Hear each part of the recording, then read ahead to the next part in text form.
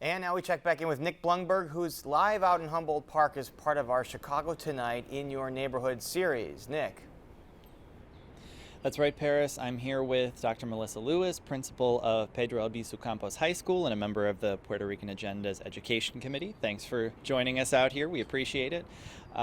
Everybody's been dealing with remote learning in one way or another in the education setting over the past 14 months or so, but not everybody has the same access or the same resources. How's that played out for some of the students you work with?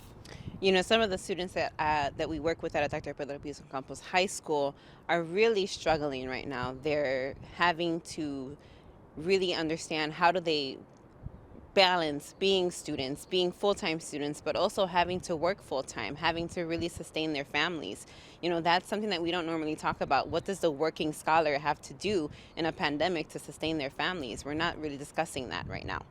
And I would imagine there's an element of stress, of mental health support that's needed there, balancing so much. Is that something that you've seen? Yeah, wraparound supports are definitely needed. We need mobile health clinics that are in the communities that are able to really address the needs of our students.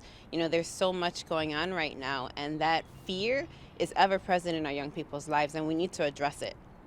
Is that the kind of thing that sometimes goes unaddressed, that maybe it's one of those unspoken things, but you kind of need to bring out and to confront? Right. I think that young people right now are dealing with a lot. There's a lot of anxiety, a lot of fear, and they tend to be strong and they're going to be resilient, but they need to talk about their feelings, and we need to model what does that look like when adults around us can really be honest about what's going on and what we're feeling right now, because educators are fearful too right now in this time.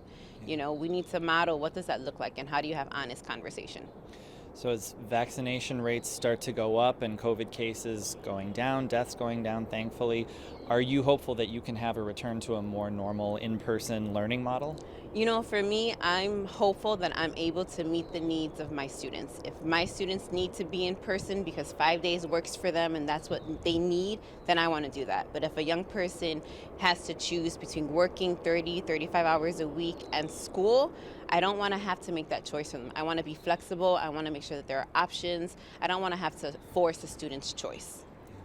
So as we're heading into the time of year where Chicago unfortunately tends to see an increase in violence, as an educator, what's on your mind in terms of making sure your students stay safe in the warmer months? While I understand that my young people have been forced to enter the workforce and really work right now, I am so thankful that they are. The vast majority of my young people are working 35 hours a week.